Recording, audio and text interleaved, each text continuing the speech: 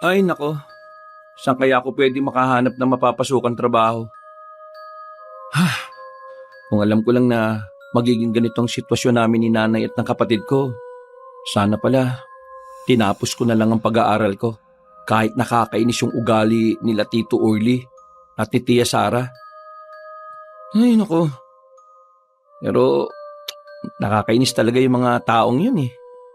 Hindi ko talaga matake yung kayabangan at pagiging matapobre nila. Kahit naman si Tatay Abraham nakapatid na mismo ng tiyo ko hindi rin nakatagal sa ugali nila. Kaya nga kami napatpad sa lugar na ito. Pero siguro, kung buhay pa rin ang tatay, hindi magiging ganito ang pamumuhay namin. Bakit naman kasi iniwan mo kagad kami, Tay? Ay, buhay. 2 linggo nang tambay sa bahay ang 25 years old na si David dahil nawalan na siya ng trabaho. Tapos na kasi ang kontrata sa ginagawa nilang establishmento sa bayan. Dahil din tuloy dito, kaya wala na rin tuloy silang makain sa bahay. ₱500 na lang ang natitirang pera sa naipon niyang sahod. At habang pinagmamasdan ng kanyang nanay Jessie, ay nalulungkot siya.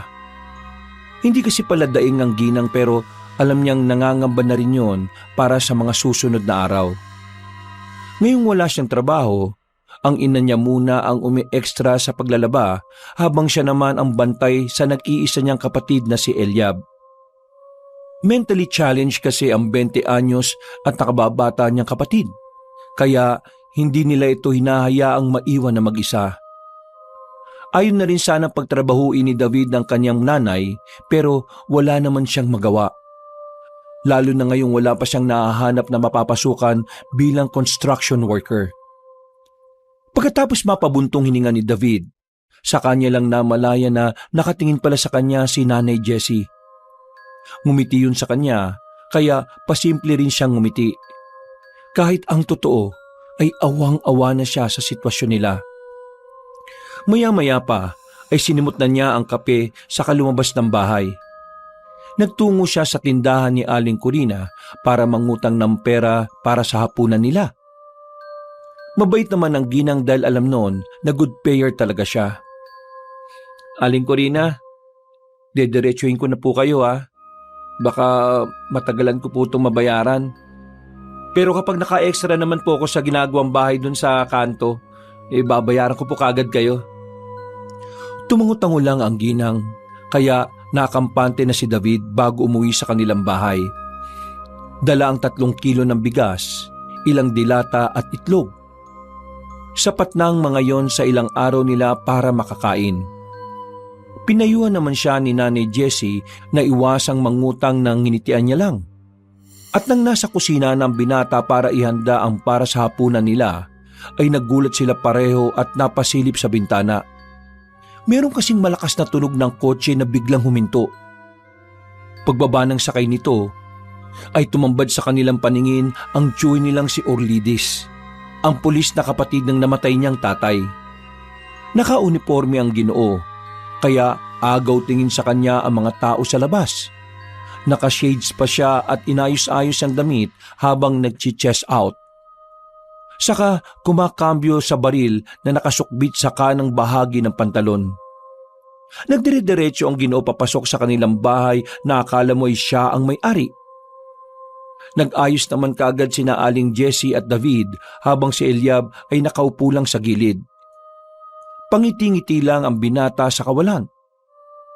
Puntik na ako maligaw Hindi ko na nakilala ang bahay nyo. Parang kwadra na ng kabayo tong bahay nyo Anong nangyari dito sa bahay nyo? At di nyo na mapaayos-ayos? Mano po tiyo? Ay nako, huwag ka na magmano sa akin, David.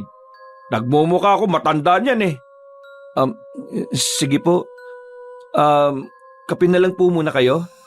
Pasensya na po at yun lang po ang ma-offer namin. Wala kasing Alam ko na mahirap pa rin kayo. Halata naman sa itsura ng bahay at sa mga itsura nyo ikaw naman kasi, David, kung tinapos mo yung pag-aaral mo noon, di sana maayos na rin ang buhay mo. Katulad ng pinsan mong si Solomon ngayon na nasa London na. Hindi na umimik si David at pasimple na lang siyang napaismid. Pinatuloy naman ni Aling Jessie si Tio Orlides at pinaupo. Pero tumanggi yun na tila nandidiri sa itsura ng paligid. Lalo na nang makita niya si Eliab na tumatawa-tawa na mag-isa. Nang makita siya ng nasabing binata ay nagwala-wala yun na parang naiinis o nagagalit. Tumakbo tuloy si Aling Jessie para aluin ang bunsong anak. Kaya si David na ang nakipag-usap sa kanyang tiyuhin. Hindi na rin naman ako magtatagal eh. Dumaan lang ako rito dahil may operasyon kami malapit dito sa inyo. Ganun po pala. Mukhang lalong lumalaki yung katawan mo ah. Sayang ka talaga. Kung tinuloy mo yung pag-aaral sa amin, sana nakapagpulis ka na rin. Kaya nga po mas kailangan po kasing magtrabaho. Di po kasi maiwan ni nanay si Eliab Saan ka ba nagtatrabaho ngayon? Construction worker po ako. Construction worker ka lang? Sayang ang tangkad at laki ng katawan mo. Saktong-sakto ka talaga sa pagpupulis Para naman may sumunod sa yapak ko. Di ba, hindi naman stable ang trabaho niya sa pagkukonstruction na yan? Opo. 2 weeks na nga po akong tambay Anak ng teteng naman paano kayo mabubuhay niyan? Ay, hirap naman yan. Naghahanap pa po ako ng didiskartehan. Anak ng tutsa naman Baka mamaya mag-illegal ka pa sa diskarte na yan Alalahanin mo pulis ang tiyo mo ha. Huwag mong dudungisan ng pangalan nating mga kaaya. Hindi ko naman po gagawin yun, tiyo. Kahit anong mabibigat na trabaho ang papasukin ko, basta po legal. Mabuti yan. Pero total mahilig ka naman sa buhat-buhat. Bumalik ka na lang sa bahay. Kasi yung kabilang lote namin doon, ginawa ng grocery store. Kailangan ng tiya Sara mo ng katulong. Mas mabuting ikaw na. Kikita ka pa ron nang hindi masyadong nahihirapan. Ayaw man sanang sumang-ayon ni David dahil alam niyang kung gaano kasama ang ugali ng mga tiyo at tiya bukod sa pagiging mayabang, pero mas naging matimbang sa kanya ang sitwasyon nilang mag-iina. Kaya napa-oo na lang siya sa bandang huli. Yan! Ganyan dapat ang ugali. Madaling kausap pagdating sa paggagrab ng opportunity. Hindi yung pateka-teka. Sige, sasabihin ko mamaya sa tiya Sara mo na next week pupunta ka sa bahay para malinis yung dating kwarto mo ron. Ginawa na kasing bodega yun nung umalis ka para malinis niya. Wala na po ba si Aling Marta? Yung kasambahay niya dati? Ay sus, yung tamad na katulong na yon, sinisante ko na. Hindi siya kasambahay, katulong ang tawag sa kanya. Ikaw ang magiging kasambahay namin dahil kapamilya ka namin. Kapag hindi ka mag-anak na trabahador, katulong ang tawag o chimimay. Kapag ka-anak, yun ang kasambahay. Tanda mo yan, ha? Opo. Bakit niyo po sinisante si Aling Marta, tiyo? Mabait naman po yun, di ba? Mabait ka dyan. Mas tamad pa sa'yo yun. At saka magnanakaw. Buti nga hindi ko pinakulong Naawa pa ako sa kanya Pinalayas ko na lang tapos di ko na binigyan ng sahod. Kaya ikaw huwag ka rin tatamad-tamad. Kapag trabaho, trabaho dapat. At saka huwag ka magnanakaw kasi kahit pamangking kita, kapag nalaman kong gumawa ka ng kalokohan sa tindahan malilintikan ka rin sa akin. Hindi ko naman po gagawin yun, tiyo. Mabutit nakakalinuwan tayo. O siya, sige. Aalis na ako. At kailangan ko pang magpunta sa police station sa bayan nyo. Kunin mo tong 1,000. Bumili kayo ng masarap na ulam. Di na yata kayo nakakatikim ng manok o baboy Puro dilata na lang yata kayo. O basta next week Babalik ako dito para masundo kita. Mag-ayos ka na ng sarili mo. Para maging presentable ka naman. Sayang ang laki ng katawan at tangkad mo Kung mukha ka namang dugyutin. Opo, tiyo. Jessie, alis na ako Pasabi na lang din dyan sa anak mong may something Ingat kayo. Dali-daling lumabas ang mayabang na pulis at napaismid naman si David dahil naiinis siya sa pagtawag ng Ginoo sa nakababata niyang kapatid. Nang makita ni Nanay Jessie kung papaano niya kinuyom ang kanyang mga kamao, ay hinawakan siya ng ginang sa balikat. Pagtingin niya sa ina ay napangiti na lang siya. Pag-alis ng sasakyan ni Ginoong Orlides ay bumalik na siya sa kusina at nagsimula ng maghanda ng para sa hapunan nila. Masaya silang nagsalo-salo sa simpleng pagkain at pagkatapos magligpit ay nakatulog na sila ng mahimbing. Kinabukasan at sa mga sumunod na araw, pinag-isipang mabuti ni David kung tutuloy ba siya o hindi. Pero naging praktikal na rin siya, kaya naging buo na ang kanyang pasya. Pinayuhan din naman siya ni Nanay Jessie pero hindi na siya nagpapigil. Alam din niya kasing mas magiging okay kung doon siya magtatrabaho dahil mas maganda ang offer na sahod sa kanya. Dumating na nga ang araw na sinundo na siya ni Tio Orlides at nagbiyahe na sila ng ilang oras papunta sa lugar ng mga kaanak. Sinalubong kagad siya ng mataray na tingin ni Tia Sara. Hindi tuloy alam ng binata kung magmamano ba siya o hindi. Naiisip niya kasing baka umayaw din yon katulad ng tiyo niya noong nakaraang nagkita sila. Kagad siyang nagtrabaho sa grocery store ng tiyahin. Marami palang customer dahil ito ang kauna-unahang malaking tindahan sa lugar na yon na kumpleto halos lahat ng bilihin. Biyernes ng 12:00 ng hating gabi, unang beses na magsara ng ganitong oras ng tindahan dahil sa merong event na malapit doon. Nang pauwi na si David, ay meron siyang napansin na kung sino mula sa hindi kalayuan. Itinutok niya ang flashlight sa kung saan niya nakita ang nasabing nilalang. Pero bigla na lang yung nawala. Dahil doon ay naglakad na siya pero natigilan din kaagad. Paano kasi ay nakarinig siya ng tila mabibigat na yabag. Tumingin siya sa likuran at muling itinapat ang flashlight sa banda roon. Wala siyang nakitang tao pero napansin niya ang isang halaman na parabang umuyog. Sinyalis ito na merong kung ano na nagtago doon. May tao ba dyan? Dahil hindi naman matatakutin, kaya dali-dali niyang nilapitan ang mayabong na halaman. Pagdating doon, ay tinapatan niya ulit yun ng flashlight habang sinisipat-sipat ang paligid. Mula sa hindi kalayuan, ay may napansin siyang pares na mga mata na mapupula. Pinasadahan niya ulit ito ng flashlight pero biglang nawala. Anong hayop yun? Hayop nga ba o tao? Pero mapupula mga matay. Natigilan na siya dahil biglang may kumaluskos sa mayabong na halaman sa bandang kanan. Doon niya naman itinapat ang flashlight pero hindi na niya naabutan ng hinahanap. Dahil mukha itong mailap. Ayos ka magtrip ah.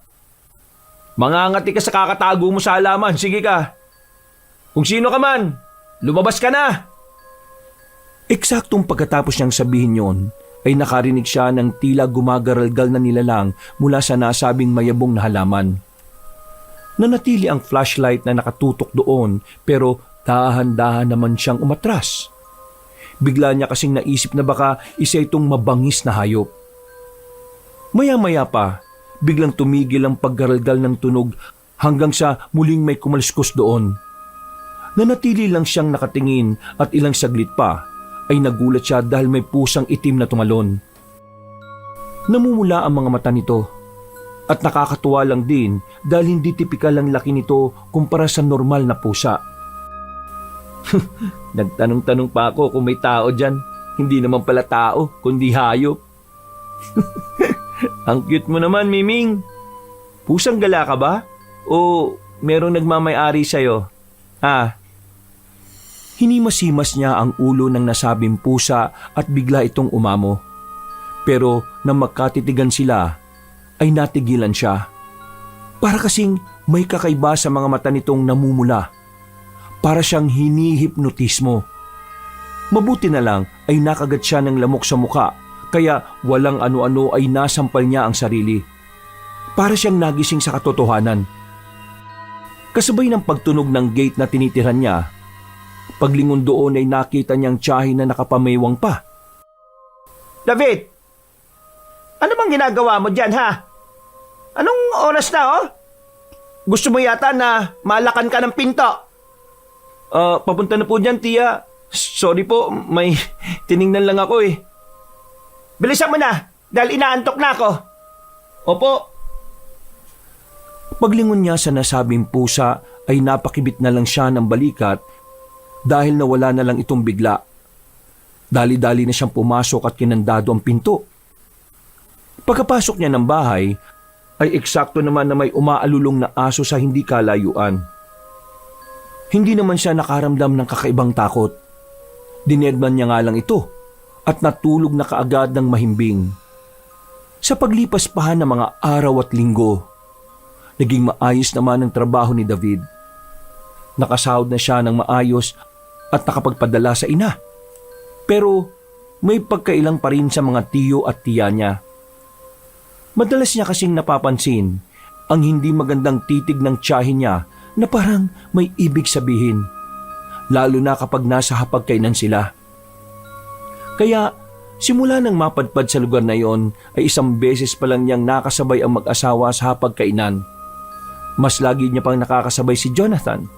Nakatrabaho niya sa grocery store, lalo na kapag tanghalian. Madalas na rin niyang napapansin ang kakaibang pusa na may namumulang mga mata. Kung minsan nga ay may aso at baboy pa siyang nakikita. Pero naiisip niya lang na alaga ito ng ilang taga roon.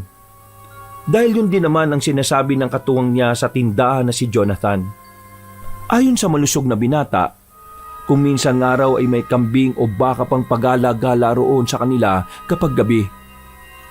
Hinahayaan daw kasi kung minsan ng may-ari na pagala-gala kapag ganoong oras sa mga hayop. Pero lingid sa kanila, ang mga nakikita ni David na aso, pusa o baboy ay hindi pala ordinaryong hayop. Meron kasing matandang lalaki na napadpad sa lugar na yon na isang aswang na kiwig. Ang kiwig ay may kakayahang magpalit ng anyo bilang aso, pusa, baboy at iba pa.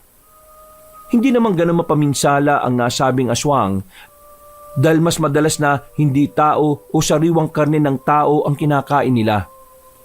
Para lang silang ligaw na hayop kung tutuusin na kumakain ng mga tira-tira, pero mas madalas ay buhay na mga hayop.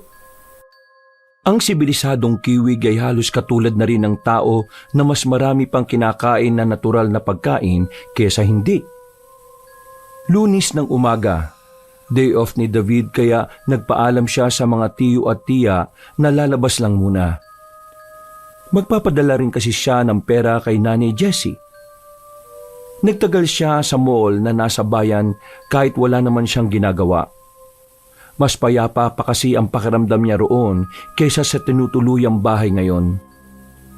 Mga bandang 4:00 na siya ng hapon umuwi at labas pa lang ng gate naririnig na niya ang kumusyon sa loob ng bahay. Huminto siya saglit at binusesan kung sino-sino ang mga tao. Hanggang sa marinig niya ang umaalingaw-ngaw na halakhak ng tiyuhing pulis. Naririnig niya ring tumatawa-tawa ang tiyahin na parabang meron silang nilalait na kung sino na hindi niya kilala. Diyos ka po, yung mga taong yon, kahit wala naman silang may pagyayabang kung ano-ano na lang ang ginagawa nila. Akala naman nila makakapantay sila sa achievements nating mag-asawa. O di ba mahal? Nako, kung payabangan lang hindi sila mananalo sa atin, mahal. Mga kumare, kumpare, kami bahala sa inyo. Huwag kayo masyado maglalalapit sa mga yon, ha? Tingnan nyo mga mukha ng mag-asawang yon. Mga mukhang mambubudol. Nagtawanan na naman ang mag-asawa habang ang mga kausap nila ay halatang napipilitan lang. Ay nako, nagsimula na naman mga matapobre kong kamag-anak. Napailing siya bago abutin ang bukasan ng gate at pumasok sa loob ng bakuran. Habang palapit siya ng palapit sa main entrance ng bahay, ay mas lalong lumalakas ang tawanan kaya naisipan na lang niyang maglakad papunta sa likod bahay at doon pumasok. Subalit, bigla naman bumukas ang pinto. Lumabas kasi ang isa sa kaibigan ng tiyuhin niya para magsigarilyo. Kaya pagkakita sa kanya noon ay napangiti na lang siya ng pilit. At dahil nakabukas ang pinto, kaya nakita na rin siya ng kanyang tiyo at tiya. Hoy, guys! Nandito na pala yung pamangkin ko. Tara, pumasa ka dito. David, ipapakilala kita sa mga tropa ko. Umati ka naman sa kanila. Magandang hapon po. Mga troops, ito yung sinasabi ko sa inyong kasambahay namin ngayon dito sa bahay. O, di ba? Sabi ko sa inyo maganda ang hubog ng katawan niya. Saktong-sakto sa pagpupulis. Anak siya ng namatay kong Kuya Abram. Siya si David, ang pinakamamahal kong pamangkin. Cheers! Sabay-sabay at masayang nag-angatan ng mga baso ang mga kabaro ni Ginoong Urlides at nagsigawan ng nice to meet you kay David. Kaya kahit nahihiya ang binata ay tumango-tango lang siya sa mga yon. Hindi naman kasi talaga siya sanay sa maraming tao. Magpapaalam na sana siya sa mga yon, kaya lang ay hinigpitan na ni Tio Urlides ang pagkakaakbay sa kanya at inabot ang plastic cup na may lamang mamahaling alak. Shot muna, pamangkin. Diba, guys? Naku, Tio, hindi po ako umiinom ng alak eh. Huwag mo ako ipapaya rito. Kundi tatamaan ka sa akin. Mga kasama, siguro kailangan ng cheers ng pamangkin ko para tumagay. Sige, i-cheers natin siya. Sumang-ayon ng mga katropa ng Ginoo. Kaya wala nang naging choice si David kundi ang lagukin ang alak kahit hindi pa siya naghahapunan. Alam niyang seryoso ang tiyo niya sa sinabi nito kapag humindi siya. Kaya, kaysa tumanggi, ay nilagok na lang din niya ang alak at sumang-ayon sa takbo ng mga pangyayari. Pagkatapos malunok ang alak, ay nakaramdam kagad ng pagkahilo ang binata at pagkainit ng sikmura. Tiyo, pupunta na po muna ako sa kwarto. Ay, sige na. Lumayas ka na sa paningin ko at baka mabigwasan pa kita. Nagmamadali na nga si David na umalis sa sala. Nagtungo kagad siya sa banyo at saka pasimpleng sumuka. Uminom din kagad siya ng maraming tubig para bumalik sa kanyang silid. Pero mula roon ay rinig na rinig pa rin niya ang malakas na boses ng kanyang tiyuhin at kung paano ito magpabida sa mga kainuman. Dinig na dinig niya ang pangungutya noon sa kanyang pamilya, lalo na sa yumaon niyang tatay. Tawang-tawa naman ang mga kaibigan ng Ginoo kaya napakuyom na lang ng kamao ang binata.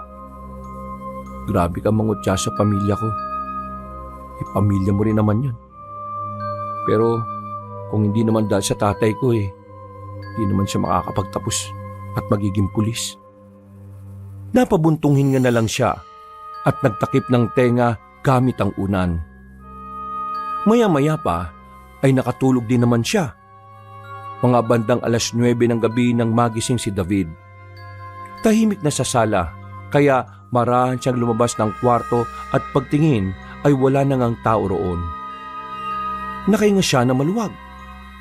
Pagdating sa sala ay nilinis niya kagad ang mga kalat hanggang sa pagdungaw niya sa bintana.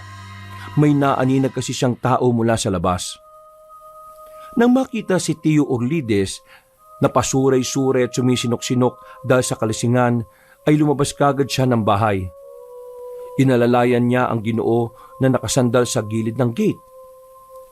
Tiyo, tara na po sa loob.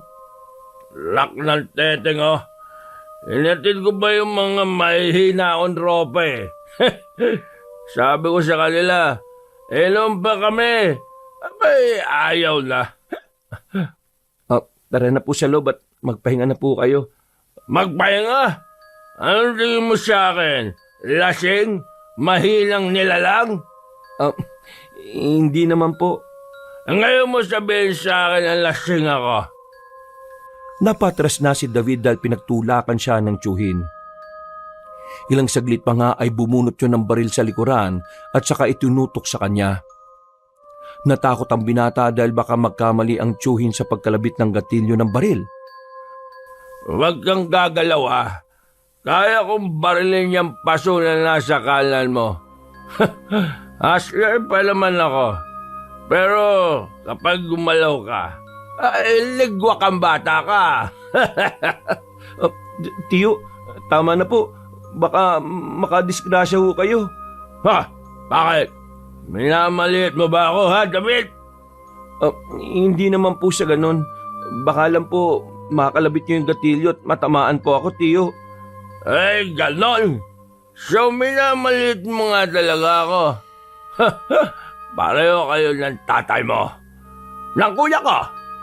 Minamaliit niyo ako pero pareho naman kayong walang narating sa buhay.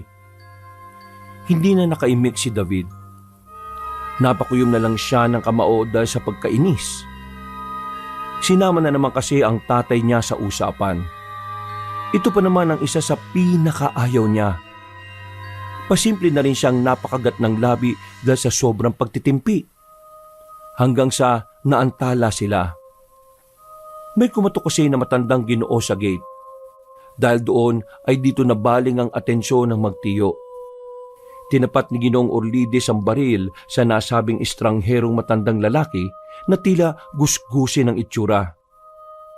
Maliit lang ito at halatang halata ang ubaning buhok. Walang galang na. Naliligaw na kasi ako dahil sa labo ng mga mata ko. Hindi ko na lamang ang daan pa uwi. Ako pala si Macrolito. Tawagin niyo na lang akong Lito. Pwede bang ituro niyo sa akin ang daan papunta sa bahay ko? Ay, pinagluloloko mo ba akong matanda ka? Paano naman namin malalaman ang bahay mong mokong ka, ha? Eh, di ka naman namin kilala eh. David, kilala mo ba siya? Hindi po, tiyo. Gago kang matanda ka. Ngayon lang din kita nakita rito sa amin eh. Siguro, magnanakaw ka, no? Minamatyagan mo ba yung grocery store namin sa kabila? Ha? Gusto mong barilin na kita ngayon? Hindi mo ba ako kilalang hayop ka? Pasensya na, bagong lipat lang ako rito at malabong mata ko. Makikisuyo sana ako na magpahatid hanggang sa amin. Kahit sa buka na lang ng tulay. Itong baril ka! Gusto mo bang ito ang magatid sa'yo, ha? Tiyo, tama na po. Kakilala ko po siya. Kaya ako na po maghahatid sa kanya. Mga buwisit! Ay nako, bahala lang kayo sa buhay nyo. Ibinabana ng Ginoo ang baril at pasuray-suray na naglakad papasok sa loob ng bahay. Hindi na siya inalalayan pa ni David dahil nagagalit lang siya. Sa halip ay tinulungan na lang ng binata si Mang Macrolito na makauwi. Pero ang totoo ay hindi naman talaga niya kilala ang nasabing matandang lalaki. Nagsinungaling lang siya sa tiyuhin kahit ngayon lang talaga niya nakita yon. Natatakot kasi siya na baka barilin talaga ang estranghero. Sa kabilang banda naman, si Mang Macrolito ay isang aswang na naghahanap ng masisilo sa dakong yon. Pero totoo rin naman ang sinabi nito na bagong lipat siya sa kanilang lugar. Hinatid na ni David ang matandang lalaki at tagbago na rin ang isip nito na gawan siya ng masama. Hindi kasi siya nagdadalawang isip na iligtas ang estranghero sa kamay ng mayabang niyang tiyuhin. Mang Macrolito, hanggang dito ko na lang po kayo mahahatid sa tulay, ha? Maliwanag naman po. Mag-iingat po kayo dyan, ha? Salamat, iho. Nagpanggap kang kakilala ko para hindi ako mapagdiskitahan ng tiyo mo. Opo, pasensya na po kayo kasi lasing lang po yun. Naiintindihan ko, pero sana hindi na yung maulit dahil sigurado sa ganun niyang gawain mapapahamak siya. Oo nga po eh. Ano nga palang pangalan mo? David po. Sige po, uuwi na po ako dahil baka saraduan ako ng pinto. Sige. Mag-iingat ka at salamat din pala. Tumakbo na palayo si David at pagdating sa kanila, tama nga ang hinala niya dahil nalaka na siya ng pinto ng tiyo Orlides niya. Dahil dito ay wala na siyang nagawa kundi ang matulog sa kubo sa gilid ng bahay. Tiniis na lang niya ang mga kagat ng lamok hanggang sa sumapit na ang umaga. Nang makita siya ni Tia Sara, ay nanlaki ang mga mata ng ginang.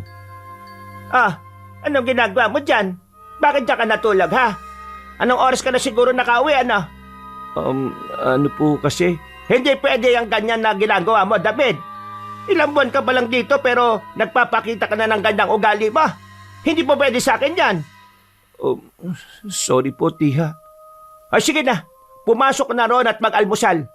Bilisan mo dahil maaga tayong magbubukas ngayon. Huwag kukubad-kubad. Hindi ka pinapasahod para magbagal-bagal.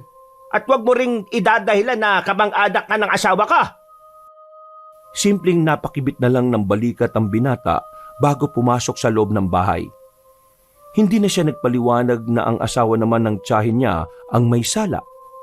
Alam niya kasing hindi rin naman maniniwala at makikinig yon sa kanya.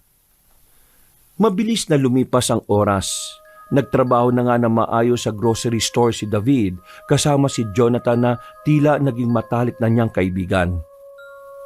Habang nagsasalansan sila ng mga bagong pasok na produkto, ay eksaktong pumasok si Mang Makrolito. At dahil sa gusgusin na matandang lalaki, pipigilan sana siya ni Jonathan pero humarang si David. Oh, bakit pre? Pagagalitan tayo ng tiya mo kapag nakita niyang may nakapasok na marungis dito. Hindi pre, kilala ko yung matanda. Taga rito yan sa atin. Taga rito? Ngayon ko lang siya nakita. Bagong lipat lang daw siya. Ikaw na muna mag-ayos nitong mga to ha.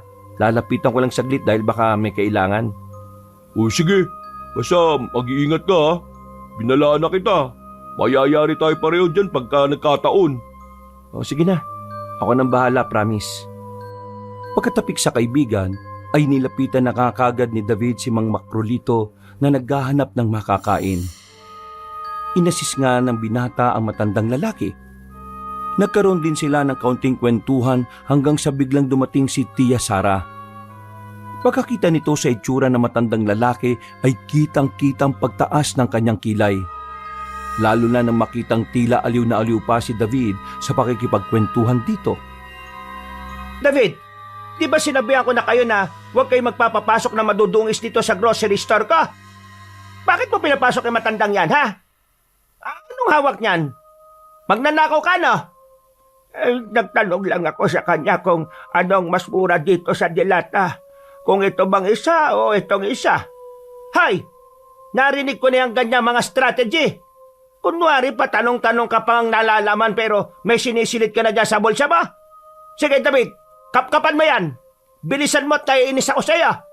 Hindi naman ako magnanakaw. Bibili ako.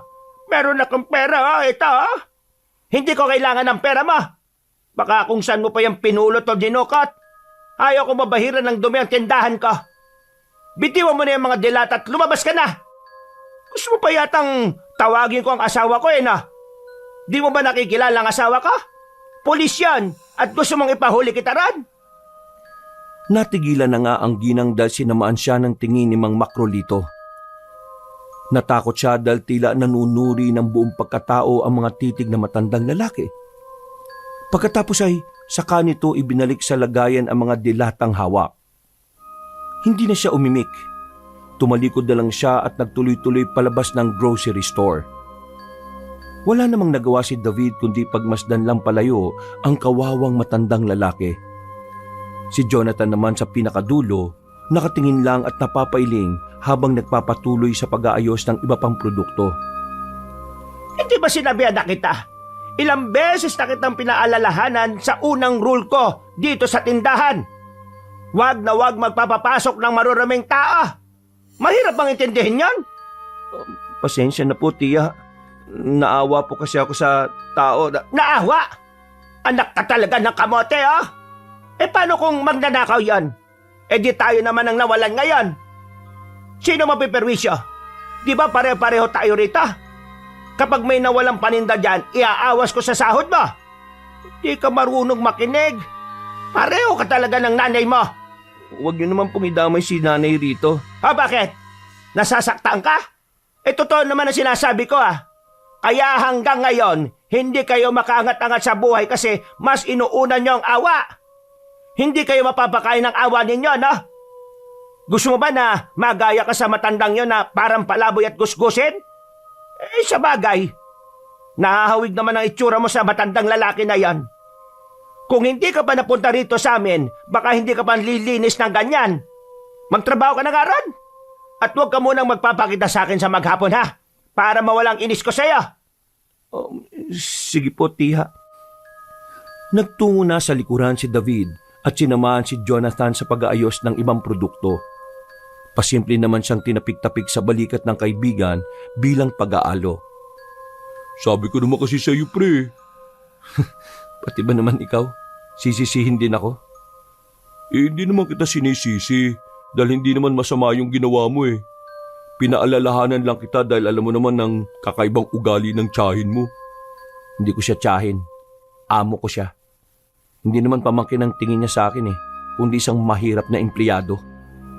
Kahit anong gawin mo, pag balik-baliktarin mo man ang mundo, tiyahin mo pa rin siya dahil asawa siya ng tiyo mo, na kapatid ng tatay mo. Ay nako, hindi naman ganun ang turing nila sa amin eh.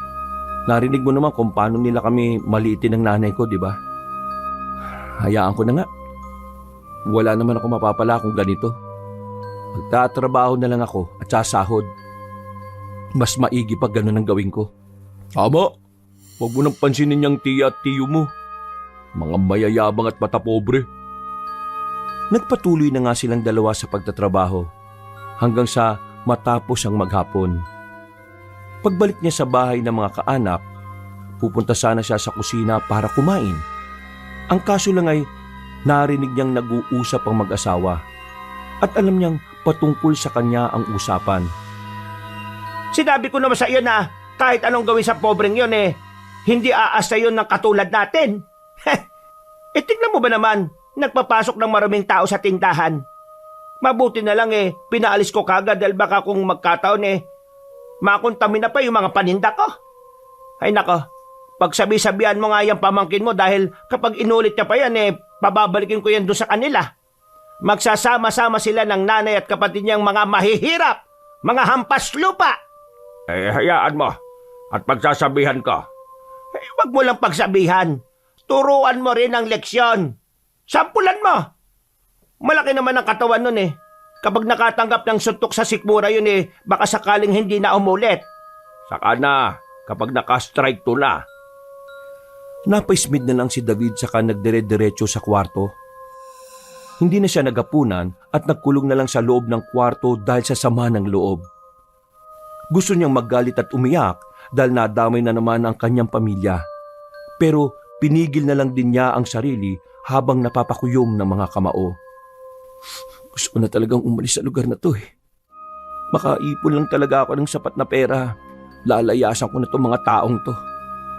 Kung hindi lang naman talaga masama ang magnakaw eh. Matagal ko na rin ginawa. Ay naku, patawarin na lang talaga ako ng Diyos.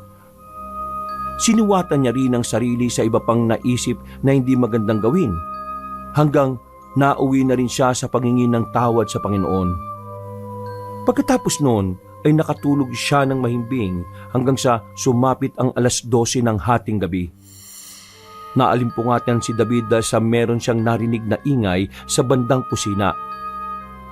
Pagkalabas kasi ng kwarto niya ay kusina na kaagad, kaya dinig na dinig niya kapag may tao roon. Napapakunot siya ng noo na bumangon sa kama at dahan-dahan niyang binuksan ang pinto ng kwarto. Nagulat siya nang makitang kalat-kalat ang lamesa at may tao na tila nakaupo roon habang may kung anong kinakain. Dahil sa nakapatay ang ilaw, kaya hindi niya nakilala kung sino yun. Sasawayin at tatanungin niya sana kung sino ang nasabing nilalang, pero nang humarap ito sa kanya, ganun na lang ang gulat ng binata. Tumambad kasi ang mapupulang mga mata ng nasabing nilalang. Bukod dito ay nakarinig din siya ng mahina at pagaralgal na ungol, kaya napatras siya pabalik sa pintuan ng kwarto niya. May nanlob sa atin, tiyo! Tiya! Nagulat din ng hindi nakikilalang nilalang, kaya tumalon ito mula sa lamesa. Dahilan para mahawi ang naiwang pinggan na naroon. Nabasag yun ng mahulog sa sahig na siyang naging dahilan ng pagkagising ng mag-asawang kaaya. Dali-daling tumungo si Tio Orlide sa kusina, dala ang kanyang baril. Kasunod niya ang asawang halatang naalimpungatan lang. Samantalang ang nilalang ay nakalabas na ng bahay. Dumaan siya mula sa maliit na butas sa dating pinaglalagyan ng ventilation ng kusina. Nasira kasi ito kamakailan at bukas pa sana aayusin.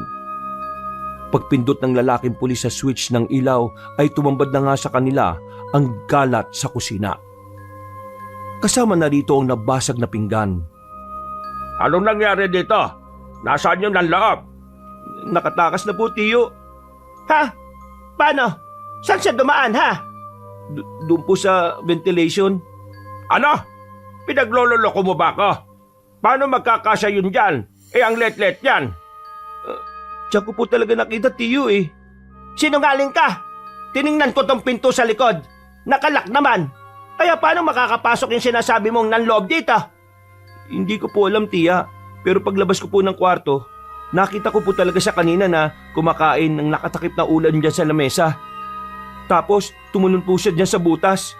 Namumula pa nga po yung mga mata niya eh. Orle, kausapin mo nga yung pamangkin mo. Dahil kapag hindi ako nakapagtimpi dyan baka ako pang makasakit dyan. Nag-a-addict yata eh.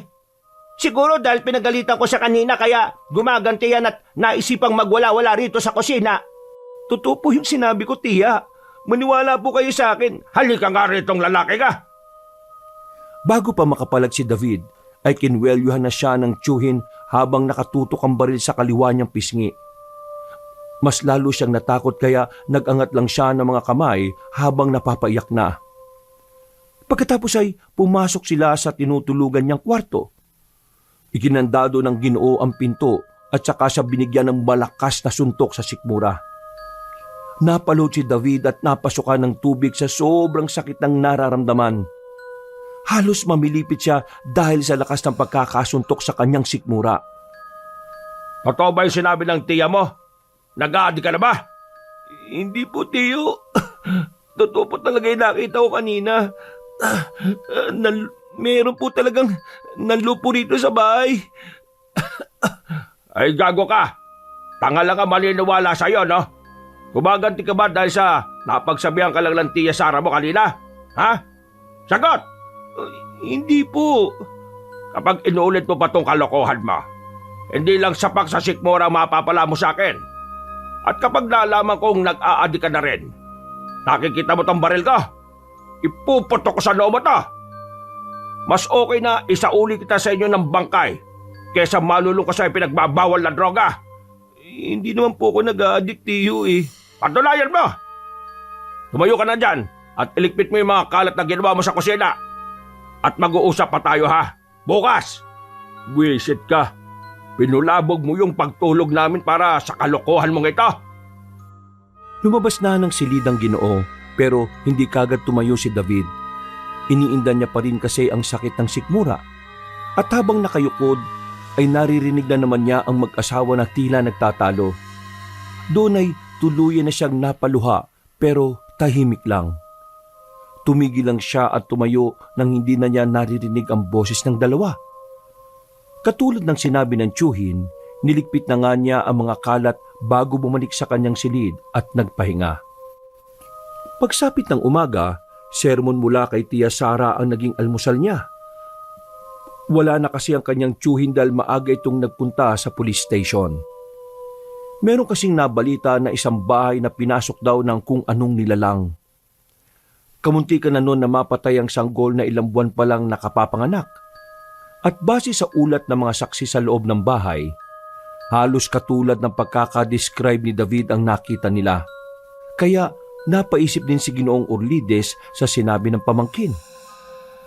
Samantala, sa bahay ay halos hindi manamnam ng matipunong binata ang pagkain.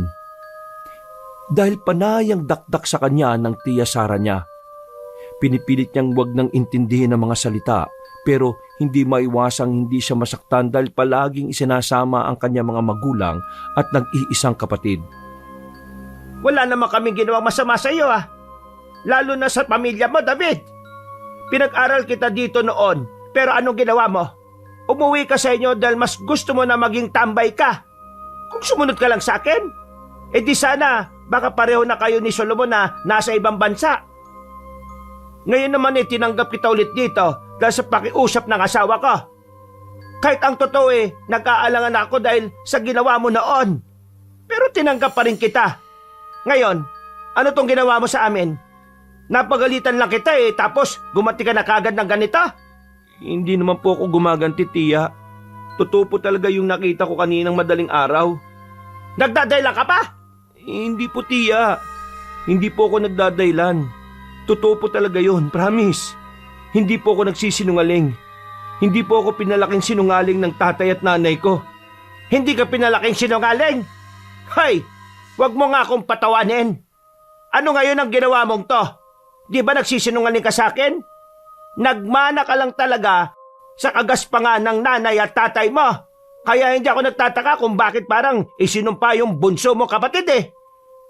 Pwede po bang wag niyo na pong pagsalita ng ganyan ng kapatid ko? Inosente po si Eliab. Wala siya kinalaman sa nangyayari sa paligid niya. Kaya kung pwede lang po irespeto niyo po sana siya. At may lakas ka na ng loob ngayon sumagot-sagot ng ganyan sa akin, ha? Hindi naman po ako sumasagot sa inyo, tiya. Pinapaliwanagan ko lang naman po kayo.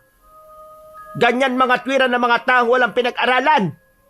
Hindi na ako talaga nagtataka kaya hindi ako nagtataka na mananatili kayong dukha. Wala ka rin talaga respeto Pareho kayo ng nanay ba? Kung gusto niyo pong manatili yung respeto ko sa inyo, kayo pong mauna sa pagrespeto sa ibang tao. Walang ginagawang masama sa inyo mga magulang ko, lalo na ang bunso kong kapatid. Kaya wala po kayong karapatan na insultuhin sila. Oo, at pinapasahod niyo ako dito at pinatitira. Pero pinagpapaguran ko mga yun at hindi yun libre, tiya. Aba, siraulo kang gago Sa susunod na magbikas pa kayo ng hindi maganda laban sa nanay at kapatid ko, hindi niyo magugustuhan ang gagawin ko. Pagalit niyang itinusok ang tinidor sa mesa at bumaon ito ng bahagya. Nakipagtitigan siya sa tiyahin hanggang sa makita niya ang takot sa mga mata nun. Pagkatapos ay tumayo na siya at naglakad palabas ng kusina. Hindi naman makapaniwala ang ginang sa nangyari. Hindi niya kasi sukat akalain na sasagutin siya ng ganoon ni David. Napainom na lang siya ng tubig dahil sa tensyon na nararamdaman. Natakot din kasi siya dahil sa determinadong titig ng pamangkin. Lumipas ang mga oras. Tumawag si Ginoong Orlides sa kanyang asawa at sinabing sa susunod na araw na sila uuwi dahil sa dami ng inaasikaso. Dahil dito ay mas lalong kinabahan si Ginang Sara dahil dalawa lang sila ni David sa bahay. Sa kabutiang palad naman ay hindi sila nagtagpo sa bahay. At kahit sa grocery store ay sinadyang iwasan ng ginang ang pamangkin. Martes ng umaga. Habang abala sa paglilinis ng store ay dumating na si Jonathan na may dalang balita. Tol, alam mo ba yung chismis ngayon dito sa barangay? Ay nako, wala na akong panahon ngayon dyan, Tol. Ang seryoso mo naman sa buhay masyado. Teka, may nangyari na naman ba?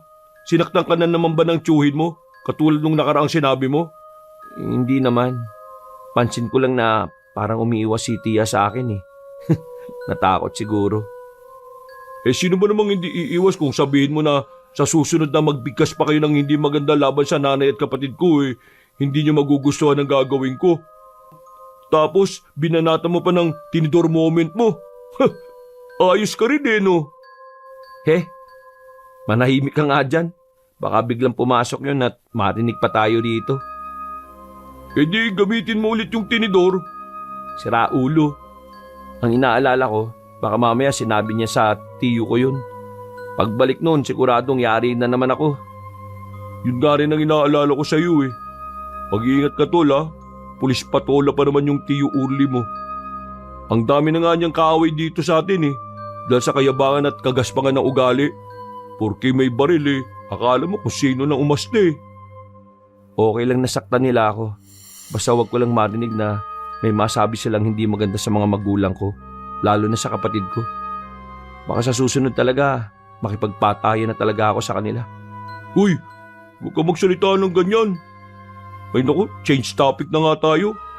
Makinig ka kasi sa ikukwento ko. Kasi may nabalita ngayon doon nga sa kapitbahay namin.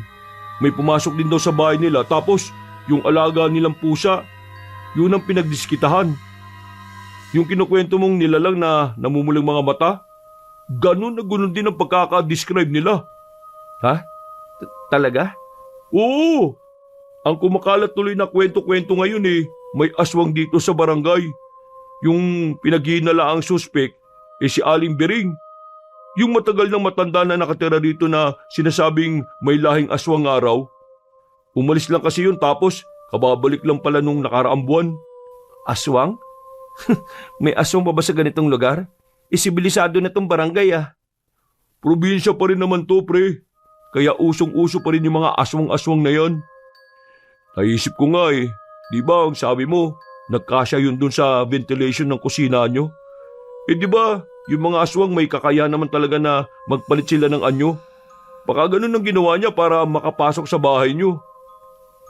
Hindi ko alam kung maniniwala ako sa iyo Kung siguro nandun tayo sa lugar namin, posible yung aswang-aswang. Pero kung dito, ewan ko na lang din Pero kung totoo man yung aswang na yan, sana yung masasama na lang yung inaaswang niya, no? Katulad na lang ng tiyo at tiya ko. Ayos pero magandang ideya yun Natigilan na sila sa pag-uusap dahil dumating na si Tia Sara. Kasama ng ginang ang mga amiga niya at nang makita si David ay pasimpleng napasimangot bago nakipagtawanan sa mga kasama. Nagpatuloy na lang ang dalawang binata na kunwari may ginagawa pero nagkukwentuhan lang din. Pinakikinggan nila ang usapan ng mga iyon na patungkol nga sa kumakalat ngayon na balita sa kanilang barangay. Ang huling balita ay natamaan nga raw ng barilang sinasabing nilalang na hindi matukoy. Pero nang tingnan kong may sugat si Aling Bering ay wala naman daw silang nakita. Kaya nawala ng hinala ng mga tao sa nasabing matanda. Maya-maya pa, pagkatapos mananghalian ay umuwi na muna si David dahil kailangan niyang magbanyo. Isinama niya si Jonathan dahil wala naman ang tiyahin niya na alas 5 pa ng hapon ng uwi. Subalit, bago pumasok sa gate, ay nakita niya mula sa hindi kalayuan si Mang Makrolito.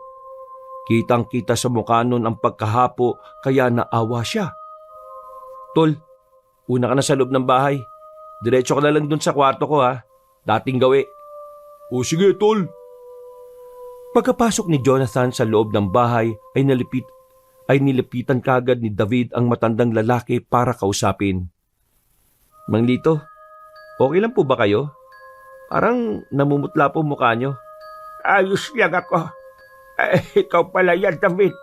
Medyo nanghihina lang dahil sa gutom. Ay, teka lang po.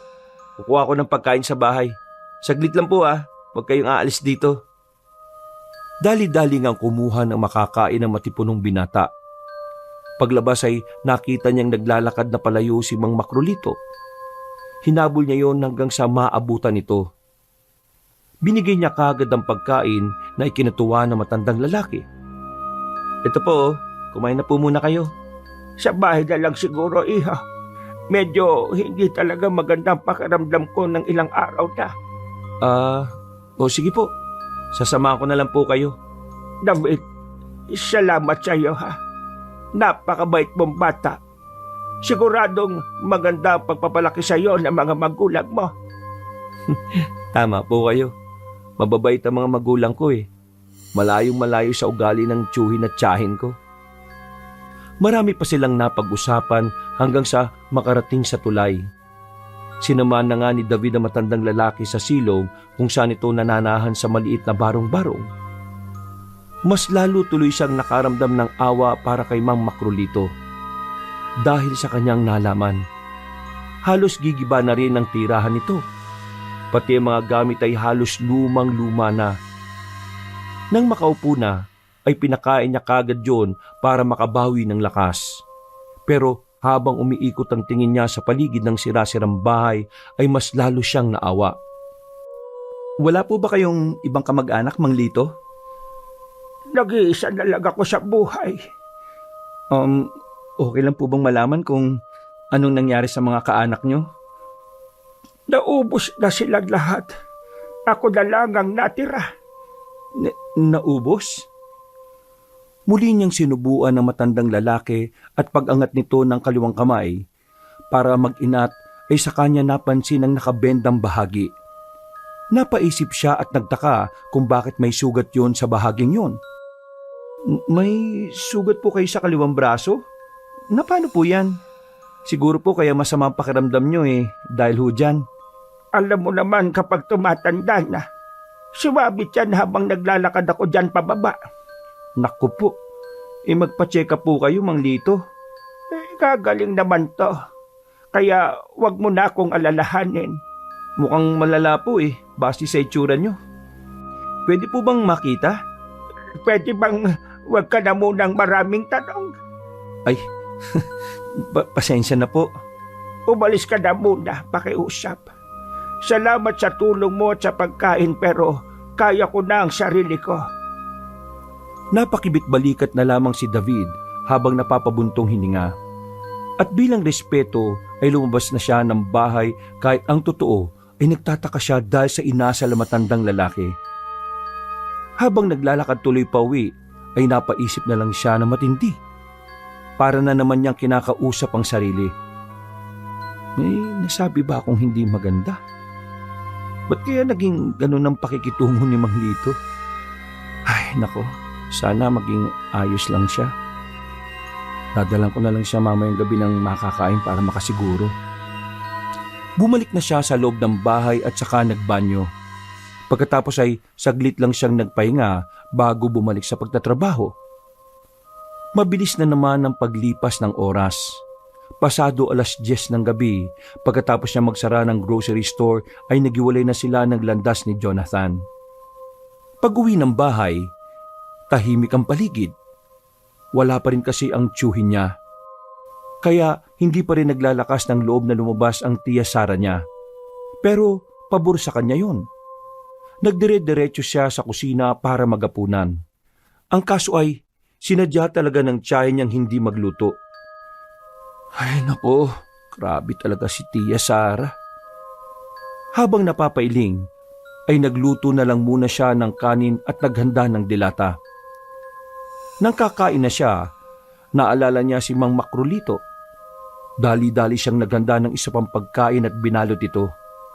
Pagkatapos ay pasimple siyang lumabas ng bahay at nagtungo sa sira-sirang kubo ng nasabing matandang lalaki. Pasado 11:00 na yon, kaya madilim na sa bandang tulay. Hindi niya tuloy makita ang daan kaya nagdahan-dahan na lang siya. Ay, dapat pala nagdala ako ng flashlight. Anak ng tupang kalbo.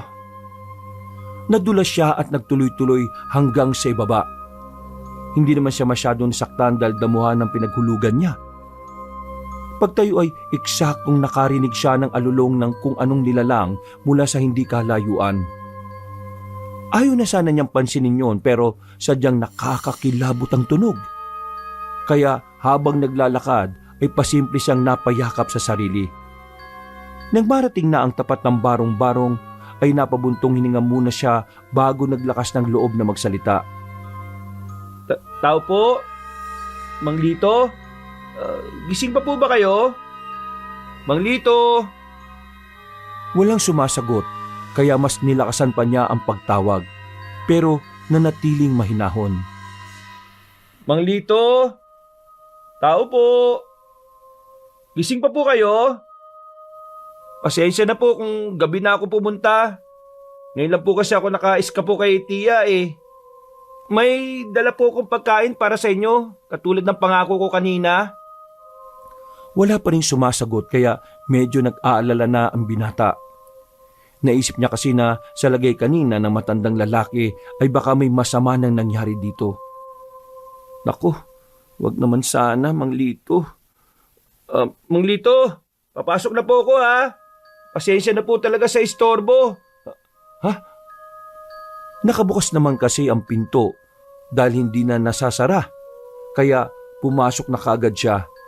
Pero pagdating sa loob ay tanging nakasinding gasera lang ang naabutan niya.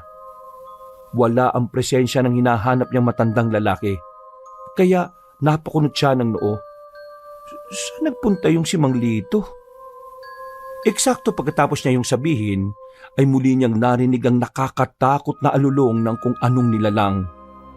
Otomatikong nangilabot ang katawan niya, kaya napadungaw siya sa sirasirang butas. At mula sa hindi kalayuan ay meron siyang nasipat na anino. Mabilis lang yung nawala sa dilim at muling sinundan ng nakakakilabot na alulong. Dahil dito ay nataranta siyang lumabas ng bahay. At doon nga mula sa hindi kalayuan ay nakita niya ang namumulang mga mata ng isang nilalang. Natigilan siya at napatingin sa nasabing nilalang. Doon niya rin biglang naalala ang nakitang nilalang na pumasok sa kanilang bahay. Siya yung nilalang na pumasok sa bahay namin. Kung ganun, totoo nga ang aswang. Lumundag ang nasabing nilalang at lumapit pa sa kanya ng ilang metro. Pagkatapos ay umaangil-angil to at sumisinghot-singhot sa hangin. Nang maamoy na ang hawak niyang supot, ay biglang bumagsik ang mga mata ng nasabing nilalang. Dahil dito ay tila naglaway ito hanggang sa akma ng susugod. Nagmadali naman si David na tumakbo paakyat sa itaas habang sumisigaw ng saklolo. Yun nga lang, dahil malayo ang mga kabayan sa bandang tulay, kaya wala ring nakakarinig sa kanyang boses. Sa kabutihang palad ay nakabalik siya sa itaas at nagmamadaling tumakbo pa uwi sa kanila. Ang kaso lang ay patuloy siyang sinundan ng aswang, kaya halos hindi siya makandaugaga. Ilang beses siyang nadapa pero hindi niya alintana ang sakit ng sugat. Mas nakatuon siya sa pagtakas sa nakakatakot na nilalang. Hanggang sa dala na rin ng kaba at taranta ay nabitiwan niya ang supot ng pagkain na ibibigay sana niya kay Mang Makrilito. Babalikan pa sana niya ito pero sinunggaban na ito ng halimaw. Napatras siya at napakunot ng noo. Habang pinagmamasdan kung paano lantakan ng pagkain at sa pamamagitan ng liwanag na nanggagaling sa kumukuti-kutitap na bituin, ay unti-unti niyang naanhinig ang nasabing nilalang. Nanlaki ang kanyang mga mata. Pagkakita sa benda nito sa kaliwang braso, doon niya rin napagtanto ang isang bagay. Mang Lito? Napalingon kay David ang halimaw dahil katatapos lang nitong masimot ang laman ng supot. Sinubukang umatras ng binata pero parang naniga sa mga kalamnan niya sa hita. Ramdam niya ang panginginig ng mga tuhod, kaya napatingin siya rito at napahawak. Ano ba? Gumalaw ka! Pasaway ka naman, binti ka oh! Kumilos ka uy! Paparating na si iyong aswang! Lumundag na ang nasabing nilalang at sa kabutihang palad ay kaagad niyang naikilos ang sarili. Dali-dali siyang tumakbo at sisigaw na ulit sana siya ng tulong, subalit naisipan niya kapag nalaman ni Tia Sara na nasa labas siya ay sigurado magagalit na naman to at mapagkakamalan pa siya. Umalingaw-ngaw ang nakakakilabot na pag-ungol ng nasabing aswang. Madapa-dapa naman si David dahil sa taranta at nang malapit na sa kanilang bahay ay saka siya nakarinig ng tunog ng sasakyan. Napahinto siya dahil sa nakakasilaw na liwanag nito. Paghinto ng kotse ay kaagad lumabas si Ginoong Orlides. At nagtataka na makita siya. David? Anong ginagawa mo rito sa labas ng ganitong oras? Tiyo, may aswang! Aswang? Nag-aadi ka ba talaga ha? Nagsasabi po ako ng totoo, Tiyo. Yun po oh! Kitang-kita nga ng nasabing pulis ang itsura ng nilalang na humahabol kay David. Nanlilisik ang mga mata nitong pulang-pula. Lubog ang ilong na parang sa paniki. Nakausli ang matatalim na mga ngipin at ang dilang mahaba na naglalaway. Napakapangit ang mukha nito at ang balat ay nangingintab sa pagkaitim na tila ba nakadikit sa kanyang dibdib. Kagad bumunot ang Ginoo ng kanyang baril at pinaputukan ang nasabing aswang. Dahil dito ay nabulaho ang mga taga-barangay. Nagising din si Ginang Sara na napadungaw sa bintana. Galit na umangil ang aswang habang umiiwas sa pagbaril sa kanya. At pagkatapos ng marami-rami na ang mga tao, ay bigla na lang itong tumakas sa dilim. Hindi na nasundan pa ni Ginoong Orlides dahil pinigil na siya ng asawa na kalalabas lang ng bakuran. Dahil sa nangyaring yon, ay napag-alaman nga ng buong barangay na totoo ang aswang. Marami ang natakot pero nangako naman ang kapitan na magsasagawa ng mahigpit na curfew hanggang mahuli ang naghahasik ng lagim. Pagkatapos nga nakaganapang ito ay tila sumikat din si David. Mas dumami tuloy ang dumarayo sa grocery store kaya mas naging mabenta rin ang nasabing tindahan. Ikinatuwa ito ni Aling Sara pero sa tuwing makikita niya ang pamangkin ay naiinis pa rin siya. Tol, grabe, halos kilalang kilala ka na ng mga taga rito sa atin ah. Kapag sumikat ka, huwag mo kong kakalimutan ah. Para ka naman tanga dyan. Kapag sumikat ka dyan, magiging artista ako dahil lang sa nakaharap ako ng aswang? May mga ganun naman nangyayari ah. Baka malay mo, ma-feature ka rin sa sikat na horror show ng Pamela Clamil at Kabanong. Alam ko magpa-podcast sila eh. Ewan ko sa'yo, puro ka talaga kalokohan. Nagpatuloy na sila sa pagtatrabaho pero palaging naiisip ni David kung sino nga ba talaga ang aswang. Pinaghihinalaan na kasi talaga niya si Mang Makrolito, kaya lang ay wala pa siyang sapat na katibayan. Kaya pagsapit ng gabi, habang tulog na ang kanyang tiyo at tiya, pumuslit na naman siya sa bahay at muling tumungo sa sirasirang bahay na matandang lalaki. Marahan at maingat na naman siyang nagmasid-masid sa paligid hanggang sa maramdaman niyang merong tao sa likuran. Dali-dali siyang napatras at tatakbo na sana palayo. Subalit nang makita niya si Mang Makrolito ay natigilan siya. Ano na naman ang ginagawa mo rito? Mang Lito, okay na po bang lagay niyo? Sabi ko naman sa iyo, ilang araw lang gagaling na ako. Ikaw, bakit ka na naman nagmamasid-masid dito sa palibot ng bahay ko? May curfew ngayon at kapag nahuli ka ng mga tanod siguradong yari ka na naman sa tiyo at tiya ba? Ano po kasi, may gusto lang sana akong kumpirmahin. Gusto mong malaman kung aswang ako, hindi? Po? Doon tayo sa loob ng bahay ko mag-usap. Tara! Pagdating nila sa loob, ay pinaupo siya ni Mang Makrolito sa nilulumot na bangko. Pagkatapos ay naupo naman na matandang Ginoo sa lumang papag. Tumingin sa kanya yon ng seryoso kaya nailang ang binata at binaling sa iba ang mga mata. Hindi na nga nagpaligoy-ligoy pa ang nakatatandang lalaki. Tama ang hinala mo. Aswang ako. Ano po? Pero lilidawin ko lang. Hindi ako ginakala mong masamang aswang. Bakit niyo po ko inatake nun? Sigurado ka bang inatake kita? O yun lang ang tingin mo dahil isa kong aswang? Wala akong natatandang inatake kita, David. Ang pakay ko lang ay ang pagkain dala mo. Pero sinundan niyo po ko Dahil tinataboy kita.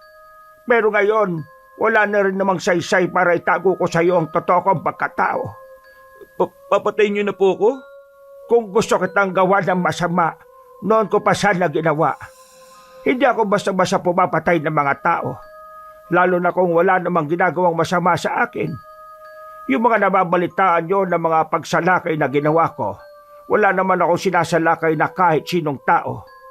Lahat, puro tira-tirang pagkain lang. Isa kong kiwig na may kakayaan mag-anyong baboy, aso at pusa, at natural na aswang. Kung ganun, kayo po yung pusa, aso at baboy na nakikita ko madalas na pag-alagala sa gabi? Oo, ako nga yun. Ang pagiging pusa ang pinakapaborito kong pagpapalit ng anyo sa lahat. Kaya sa tuwing pumapasok ako sa mga bahay-bahay para kumuha ng natitirang ulam, doon ako na pagkakamalang pusang ligaw. Nagpapalit lang ako bilang isang aswang kapag nalalagay na ako sa alanganin katulad ng inkwentro ko sa tiyuhin mo. Opo, ngayon naiintindihan ko na po. Pero bakit niyo po sinasabi sa akin to? Dahil naaawa rin ako sa iyo sa kabilang banda. Kung gusto mo ng tulong, sabihin mo lang sa akin. Nakikita ko ang paghihirap mo sa kamay ng mga tiyo at tiya mo. Nagtitiis ka lang din dahil sa pamilya mong nangangailangan. Amoy na amoy ko ang matinding sama ng loob sa iyo para sa kanila. Kaya kung anong gusto mong mangyari, sabihin mo lang sa akin. Hindi ako magdadalawang isip na bigyan sila ng leksyon. Pero ano pong gagawin nyo kay tiyo at tiya kung sakali? tadhana na lang din ang makapagsasabi. Basta, magsabi ka lang kung anumang oras kung makapagdesisyon ka na. Sige na, bumalik ka na sa inyo bago pa man malaman ng mga kaanak mo na wala ka sa kwarto mo. Pagkatango ay maingat na ngang umuwi ng bahay si David at pagdating sa kwarto niya ay hindi kagad siya nakatulog. Pinag-isipan niyang mabuti ang suwestyon ni Mang Makrolito na isa palang aswang na kiwig. Pinagmuni-munihan niya ang mga bagay-bagay hanggang sa mauwi siya sa isang konklusyon na hindi magandang gumawa ng masama laban sa kapwa kahit pa ito ay paulit-ulit siyang hinahamak. Kinabukasan, maganang nagtrabaho si David kasama si Jonathan, subalit walang ano-ano ay pagalit na pumasok sa tindahan si Tia Sara. Nagtataka silang nagkatinginan ng katrabaho hanggang sa nagulat sila pareho dahil sinampal siya ng ginang. Bakit po, Tia? Anong bakit, ha? Nagmamang-maangang kapanghayop ka? Nawawalang isa sa paborito kong ala sa kwarto. Sino pa ba magnanakaw noon? Alangan namang ang asawa ko? Po, hindi naman po ako nakapasok sa kwarto niyo ni isang beses. May magnanakaw bang umaamin sa kasalanan, ha? Hindi na nagawang makasagot na matipunong binata dahil makailang beses siyang pinaghahampas ng tiyahin. Sinalag niya lang ang mga ito. Si Jonathan naman ay gustong umawat pero pinangungunahan din ng takot na baka masisante. At ilang saglit pa nga, nakarinig na sila sa labas ng tunog ng sasakyan. Maya-maya ay pumasok na nga sa loob si Ginoong Orlides. Dali-dali itong lumapit at inundayan ng suntok si David sa muka at sikmura. Ilang beses siyang pinagsusuntok ng tiyuhin hanggang sa masugatan na siya sa muka. Sinubukan niya namang lumabang pero bumunot na ng baril ang Ginoo at itinutok sa kanya. Ilabas mo na yung ninakaw mong alahas. Ipupunto ko sa iyo itong hinayupak ka. Wala nga po akong ninakaw, Tiyo. Hindi ko po magagawa yun sa inyo. Gago ka. Paano yun mawawala na parang bula sa lagayan ng alahas ng asawa ko? Wala po talaga akong ninanakaw. Ay, ikaw Jonathan. Kasabot ka nitong hayop kong pamangkin, ano? Umami ka na, kung hindi pati ikaw madadamay dito. Hindi po, sir. Ma'am, wala po talaga akong alam. Ayaw nyo talagang umamin, ha? Pero alam ko po kung saan tinago ni David yung alahas ni Ma'am Sara. Nalaki ang mga mata ni David matapos yung sabihin ni Jonathan. Gulat na gulat talaga siya at hindi halos makagalaw sa kinatatayuan habang sinasamahan ng malusog na lalaki ang tiyuhin niya sa stockroom ng tindahan. Maya-maya pa'y bumalik na ang dalawa tanga ng nasabing alahas. Todo iyak naman si Jonathan habang humihingi ng tawad. At kitang-kita sa mga mata nito ang matinding kasinungalingan. Kinuha niya po yan nung nakaraan pa. Nakita ko lang po yan dun sa pinagtataguan niya. Sinabihan ko na nga po siya na ibalik pero nagagalit po siya sa akin eh. Tinatakot niya rin ako na idadamay kapag sinabi ko sa inyo. Plano na po kasi niyang umalis dito tapos dadalhin niya yan. Tapos magnanakaw pa raw siya sa vault ninyo. Uy, ano pinagsasabi mo, Jonathan? Puro yan kasinungalingan. Tama na, David! Ikaw ang kumuha niyan eh. Nung pinapasok kita sa bahay nung araw na yon. Matagal na ako nagtatrabaho sa tindahan na to. Ni isang beses, hindi ko nagawang mangupit ni piso. Kaya mabuti na lang din na nangyari to para malaman ng tiyo at tiya mo ang totoo. Umami ka na, dahil buko na ang sikreto mo. Pasensya na tol dahil hindi ko kayang mabuhay ng ganyan. Napayak na lang si David dahil sa pagtatraidor ng inakala niyang kaibigan. At dahil dito ay mas lalong naggalit ang mag-asawa sa kanya.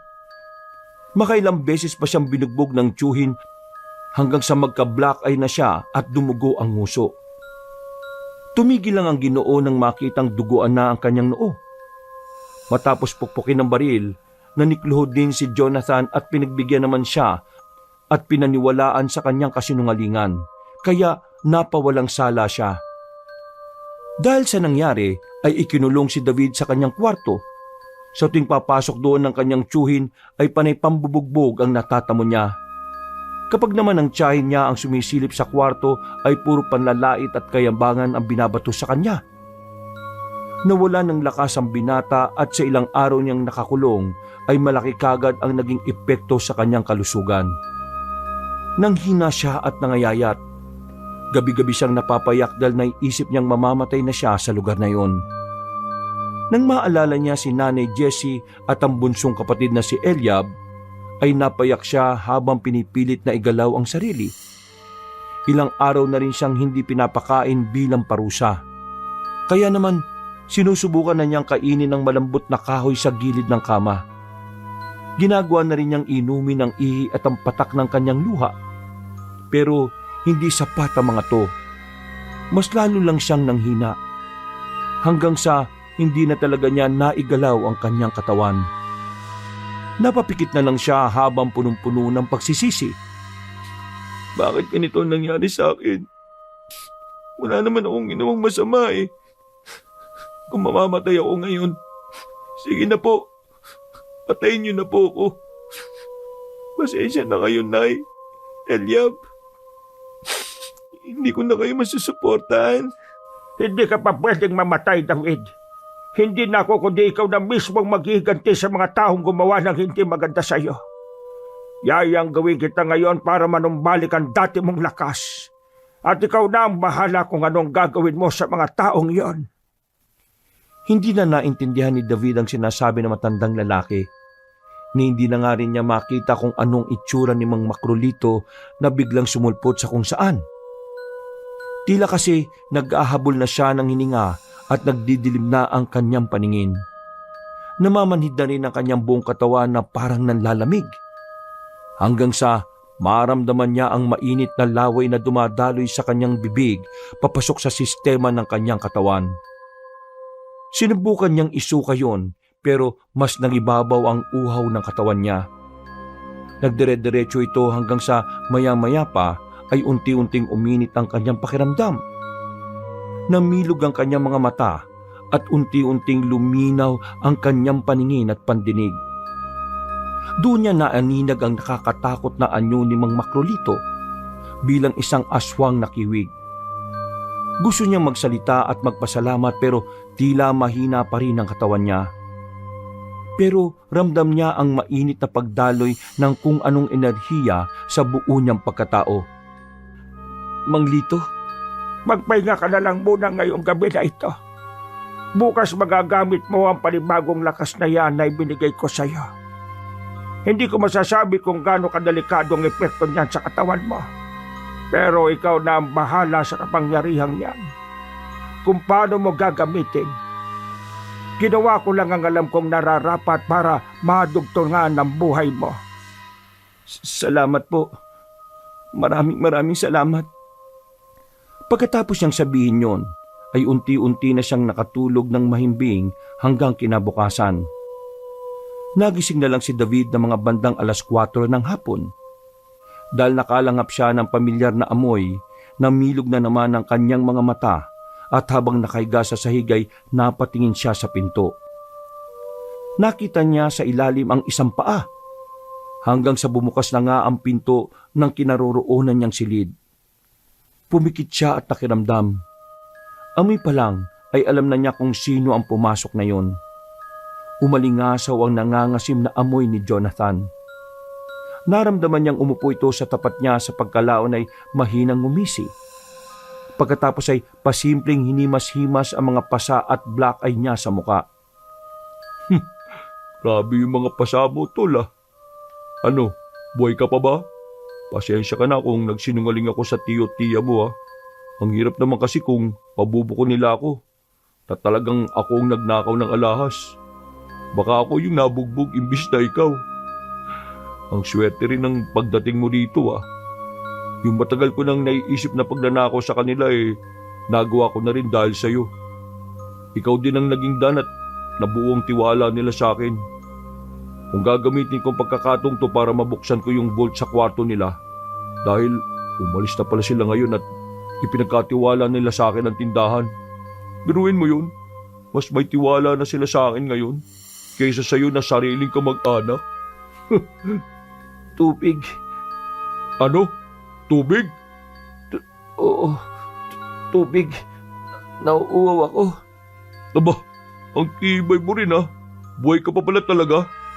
Ibig sabihin narinig mo yung mga sinabi ko? Hindi na bale. Mukhang di ka na rin naman magtatagal eh. naririnig ko yung usapan ng tiyo at tiya mo. Kapag daw namatay ka rito, pag-iisipan nila kung ililibing ka sa likod ng bahay o ipapaanod ka na lang sa ilog. Hindi ko alam kung alin dun sa dalawa pero wala na akong pakialam. Kapag nabuksan ko na yung vault at nakuha ko na yung pera ron, hindi na nila ako makikita. Nauuhaw ako, Jonathan. Uhaw na uhaw ako. Oo, naririnig kita. Pero siyempre hindi kita bibigyan ng tubig, no? Baka mamaya ay makabawi ka pa ng lakas. Makasigaw ka pa. Di nayari pa ako. Pero huwag ka mag-alala. Dahil na-enjoy ko naman yung pakikipagkaibigan ko sa iyo eh. Kahit papapanggap lang. Ay, bago ko nga pala makakalimutan. Mukhang nagpunta na sila sa inyo. Tapos palalabasin na nila sa nanay mo na lumayas ka't nagnakaw. Ha? Ganon? Uy, teka. Paano ka nakabangon? Nakalupay-pay ka lang kanina. Tsaka, bakit ka naglalaway ng ganyan? Pati yung mga mata mo, namumula-mula. Anong nangyari? Nagulat ba kita? Traidor na Jonathan. Sinabi ko naman sa iyo na nauuhaw ako, di ba? Nauuhaw ako sa sariwang dugo mong hayop ka. Unti-unting nagbago ang anyo ng mukha ni David. Masumaba ang dila niya at ang mga pangil. Ang mga mata niyang nanlilisik ay mas lalong namula. Kitang-kita rin ni Jonathan kung paanong ang mga kuko niya sa daliri ay tumulis na parang isang patalim. Nang mapagtanto ng matabang lalaki kung anong klaseng nilalang ang kaharap niya, napatras siya sa takot. Sinubukan niyang lumabas ng silid pero kamalas-malasan dahil nadapa siya. Lampa ka pa rin talaga kahit anong gawin mo. Anong gagawin mo sa akin? Ayaw mo akong bigyan ng tubig kanina, di ba? Ngayon, ang sariwang dugo mo na lang ang iinumin ko at ang mga taba-taba mo ang kakainin ko. Dahil ilang araw na akong hindi ko makakain eh. Halimaw ka! Tulong! Tulong! Sinubukang tumayo at sumigaw ng malakas ng malusog na binata. Pero hinuwakan na siya sa dalawang binti ni David at malakas yung piniga. Dinig na dinig ang paglagutok ng mga buto, dahilan para muling matumba at magsisigaw sa sakit ang nasabing binata. Halos magwala sa sobrang sakit si Jonathan. Iyak siya ng iyak at sigaw ng tulong pero nginitian lang siya ni David habang unti-unting nag-aanyong aswang. Nangingintab sa pagkaitim ang kutis kasabay ng paglubog ng kanyang ilong hanggang sa magmukha na siyang paniki. Lalong natakot si Jonathan kaya sumigaw pa ulit ito ng tulong sa abot ng kanyang makakaya. Pero dinagana na siya ng galit na si David. Sabay takip sa bibig. Nagpumiglas ang malusog na binata pero hinigpitan pa ng asawa ang pagtakip sa mukha at ilong.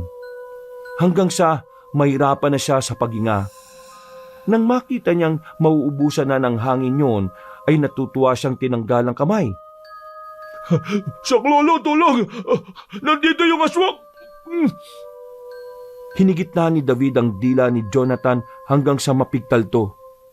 Dahil doon ay nagtalsika ng mga dugo at mas lalong nagwala sa sakit ang matabang binata. Pero ikinatuwa pa ito ng aswang. Hinimod niya ang mga dugo sa mukha ni Jonathan hanggang sa sinimulan na niyang bungkalin ang katawan nito. Dumanak ang dugo hanggang sa tuluyang malagutan ng hininga ang nasabing binata.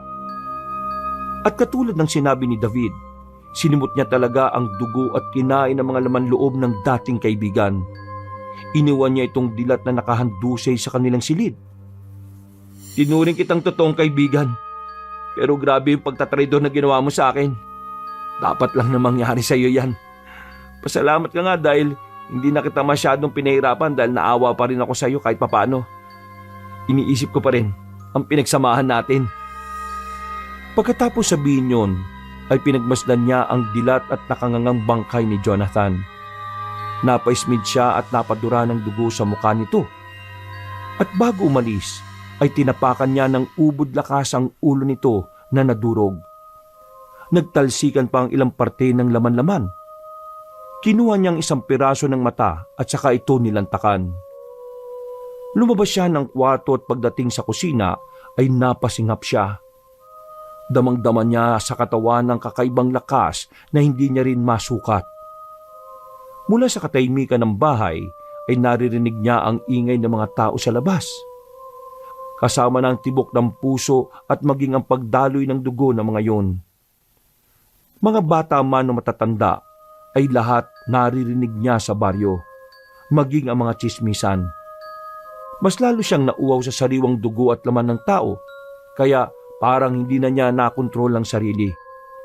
Tumindi ang pagnanasa niya hanggang sa maalala ang huling sinabi ni Mang Makrolito bago ito mawala na parang bula. Hindi ko masasabi kung gaano kadelikadong epekto niyan sa katawan mo. Pero ikaw na ang bahala sa kapangyarihan niyan kung paano mo gagamitin. Ginawa ko lang ang alam kong kinararapat para madugtungan ang buhay mo. Tila may kung anong demonyo na naguudyok sa kanya na gumawa ng masama sa kahit na sinong tao. Pero pilit niyang pinaglalabanan ang nasa ng laman niya. Para siyang nakikipagpambuno sa hindi makita. Kaya sinapak niya ang sarili hanggang sa mapahiga siya sa sahig at mawala ng malay tao. Madilim na nang siya ay magising dahil sa matinding ingay na naririnig. Gumana na kasi ang malakas niyang pandinig. Dali-dali siyang tumayo nang muling makaramdam ng kakaibang init. Natatakam na naman siya sa dugo ng tao, kaya pilit niyang nilalabanan ito. Nagpunta siya sa banyo at nagbuhos ng malamig na tubig ng maraming ulit, hanggang sa mahimasmasan siya. Pagkatapos ay tinungo niya ang pinagtataguan ni Mang Makrolito na nasa ilalim ng tulay. Naabutan niya ang Ginoo na nagsisindi ng gasera. Alam na rin naman niya na naroon siya. Mang Lito, ano pong ginawa niyo sa akin? Niligtas ko ang buhay mo. Niligtas? Ginawa niyo po akong halimaw eh. Dahil yun lang ang paraan para mabuhay ka para sa pamilya mo. Dapat po pinatay niyo na lang ako. Isipin mo ang nanay at ang nakababata mong kapatid. Kung mamamatay ka, sino ang tutulong sa kanila? Paano po kung masaktan ko sila? Kung kaya kong tumanda na nakokontrol ang pagiging kiwig ko, makakaya mo rin. Sa mga susunod na pagkakataon, matututunan mo na rin ng mag-anyong hayop katulad ng aso, pusa, baboy o daga. Ituon mo lang ang sarili mo sa tamang layunin. Alalahanin mo na hindi pa tapos ang paghiganti mo, David. Natahimik ang binata dahil naalala niyang bigla ang ginawang pagtatraidor sa kanya ni Jonathan, maging ang pangaalipusta at pangaabuso ng sarili niyang mga kamag-anak. Habang napapakuyom na mga kamay, ay biglang namula ang kanyang mga mata. Hanggang sa unti-unting mag-usbungan ng maitim na ugat sa kanyang leeg at noo. Nagsimula na naman siyang magalit na parang bulkang sasabog. Hanggang sa pareho silang napalingon sa kung saan. Naamoy kasi nila pareho ang presensya ng mag-asawang kaaya. Nakabalik na sila sa barangay. Hindi ko pa naaalis ang bangkay ni Jonathan sa bahay. Kapag nakita yun ng tiyo at tiya mo, siguradong ikaw kaagad ang paghihinalaan nila. May naisip na po akong gagawin sa kanila. At anong plano naman ang naiisip mong gawin? Pagbabayarin ko sila sa mga kasalanang ginawa nila sa akin at sa pangaalipusan nila sa pamilya at kapatid ko. Pati na rin ang ibang tao ng mga inapi-api nila. Kung ganon, magmadali ka na. Magbabantay lang ako sa paligid ng barangay. Matapos magkaunawaan, ay nagmadali na nga si David na bumalik sa kanilang bahay. Bago pa man makarating ang sasakyan ng mag-asawang kaaya, ay nakapagtago na ang binata sa dilim. Hindi na nila nilinis ang mga dugo at iba pang kalat. Dahil sinadya nila talaga na makita ito ng kanyang tiyo at tiya. Pagbaba ng sasakyan, ay sumilip muna ang ginang sa grocery store. Nagtaka kasi siya dahil mag-aalas 10 na ng gabi pero bukas pa ito. Wala rin siyang naabutang tao sa loob kaya galit na galit siya paglabas dito. Dumiretso siya sa loob ng bahay para tawagin ang asawa na nauna nang pumasok doon. Anak ng tokwa! Mahal! Mahal! Walang tao sa store! Tapos wala rin yung pera sa kaha! Bakit? Bakit nakatayo ka lang dyan, mahal? Teka, ano ka mo yun? Bakit malansa at mabaho? May mga bakas ng dugo sa kusina, mahal. Ha? Ano nangyari? Hindi ko alam. Kunin mo yung telepono at i-dial mo ang station namin. Bilis! Ganun na nga ang ginawa ng ginang habang ang kanyang asawa ay binunot ang baril at nagmatsyag sa kusina. Si David naman, mula sa dilim, ay pinagmamasdan lang ang kanyang mga kaanak na halata ang kaba sa dibdib. Napangiti siya habang tila kinakausap ang sarili. Sige lang, maggalugad lang kayo, tiyo, tiya. Sige lang. Maya-maya pa ay sumunod na si Aling Sara sa kusina at sinabi nga na putulang linya ng telepono. Tinutuban na ang ginang at mas lalo siyang kinabahan nang makita nila ang maraming bakas ng dugo sa sahig ng kusina. Papunta ang mga dugo sa banyo at kwarto ni David. Parehong napatikip ng ilong ang mag-asawa dahil mas tumindi ang lansa at baho ng amoy.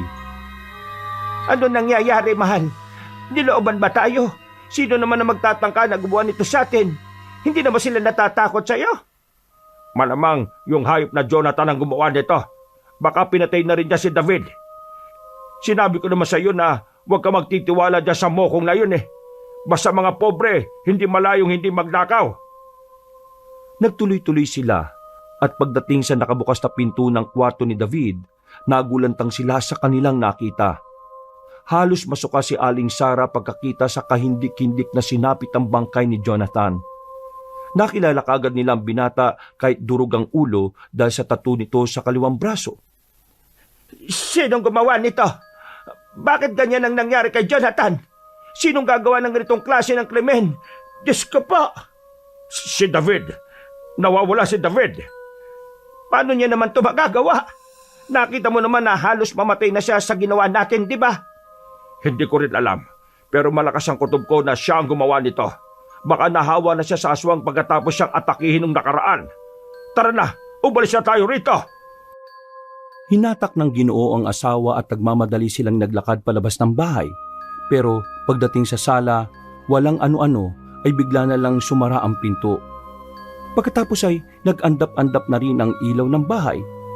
Dahil dito ay takot na napayakap si Aling Sara sa kanyang asawa. Nagpagala-gala sila ng tingin hanggang sa mapansin ng pares na mga kumikislap na mga mata sa bandang kisame. Napahiyaw ang ginang sa takot habang mahigpit na yumayakap at nagsusumiksik sa kanyang asawa. Mahal, ano ba? Huwag ka masyadong magsumiksik sa akin. Mahal, barilin mo yon. Nandun ang halimaw. Bilisan mo na. Bilisan mo. Dahil baka maunahan pa tayo. Paano ko gagawin yon? Siksik ka ng siksik sa akin. Gumili ka nga muna. Ay, ayaw kong humiwalay sa'yo. Natatakot ako. Sinabi nagdun ka muna sa gilid eh. Malakas na itinulak ni Ginoong Urlides ang asawa na napaupo sa isang sulok. Pagkatapos ay saka itinutok ng Ginoo ang baril at pinuputukan ang nasabing pares ng namumulang mga mata. Napapikit si Aling Sara habang nakatakip ang tenga at nagsusumiksik sa isang sulok. Sigaw siya ng sigaw na parang babaeng nababaliw. Tumigil lang sa pagpapaputok ng baril ang Ginoo nang mapansing nawala na ang pares ng mga mata. Saan na napunta yon? Mahal, umalis na tayo. Tulungan mo ako dito. Itayo mo ako. Bahala ka dyan. Nagmamadaling lumapit ang takot na pulis at pilit na binubuksan ang pinto. Pero hindi niya magawa. Dahil dito ay galit na galit naman ng ginang matapos siyang iwan ng asawang nakabalandra sa isang sulok. Ano ba tong pinto na to? Bakit ayaw bumukas? Walang yaka. Hindi mo man lang ako tinulungan. Balak mo talaga akong iwan dito. Huwag ka nga maingay dyan. Hindi ka nakakatulong sa akin eh. Tulungan mo na lang ako sa paghatak nitong pinto para mabuksan at baka matuwa pa ako sa'yo. Walang yaka. Talagang duwag na pulis ka. Isa pang tawag mo sa akin ng duwag. Papuputukan ko yung bunganga mo ng baril. Duwag! Duwag ka! Duwag! Ah! Natigilan na ang ginang dahil pinaputok na nga ng kanyang asawa ang baril pero hindi naman pinatama sa kanya. Kago ka! Pinaputukan mo talaga ako! Walang yakang lalaki ka! Baliw ka ba talaga? Sabi ko naman kasi sa'yo, di ba? Huwag mo kong sasabiang duwag. Natigilan na sila pareho dahil biglang may kumalubog sa kisame. Pagkatapos ay sunod-sunod ang ingay na naririnig nila. Dahil dito ay takot at pagapang na lumapit si Aling Sara papunta sa kanyang asawa. Kumapit siya sa hita nito pero pilit inaalis ng lalaki ang kanyang mga kamay. Umiyak siya at nagmamakaawa habang ang pulis ay pilit pa rin binuksan ang pinto na hinahawakan naman pala ni Ma'am Marcolito mula sa labas. Maya-maya pa, sa isang kisap mata ay biglang nabuwalang kisame at mula roon ay lumabas ang isang mabangis na halimaw. Namumula mga mata nitong matalim, matutulis ang tenga, lubog ang ilong na parang paniki. Nakausli ang mga matatalim ng ngipin habang nakalawit ang mahabang dila na naglalaway. Ang mga kuko nito ay kinikiskis sa sahig na nagiiwan ng nakangingilong ingay. Dahil dito ay parehong napatakip ng tenga ang mag-asawa na hindi pa rin magkasundo. Nakakatuwa naman kayong pagmasdan, Tiyo Orly, Tia Sara. Para kayong mga aso at pusa eh. Ha? David? Ikaw ba talaga yan, David? Oh, nagulat ba kayo sa bago kong katauhan? Paano ka naging aswang? Importante po bang malaman nyo yon? Ang alam kong importante lang sa inyo ay ang reputasyon nyo ni Tia, di ba? Hindi totoo yan, David. Pasensya ka na sa nagawa ko sa iyo, pamangkin.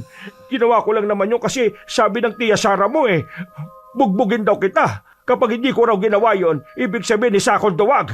Alam mo namang ayaw ko sinasabihin ako ng duwag, hindi ba? Pero sa nakikita ko ngayon sa itsura mo naduduwag ka na.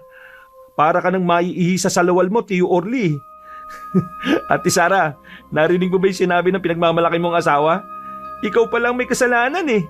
Kaya sino kaya ngayon ang dapat kong patayin sa inyong dalawa?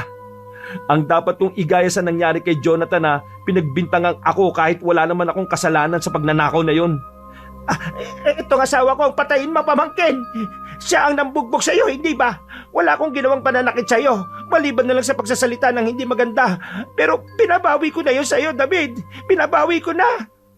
Pangako, buhayin mo lang ako. Hindi ko na uulitin yon. Magiging maayos na ang pakikitungo ko sa iyo. At kahit sa nanay at kapatid mo. Kung gusto mo, dito ka na tumira sa bahay. Magsama-sama na tayong mabuhay bilang masayang mag-anak. At ang walang yakong asawa ay patayin mo. Total, ilang beses na rin niya akong sinaktan. Mapanakit niyang hayop na yan eh. Binugbog mo ang pamangking ko. Wala kang awa, Orly. Ha? Huwag mong ibaling ang sisi sa akin. Dahil noon pa man ayaw mo na kay David at sa pamilya niya. Pati sa kuya ko.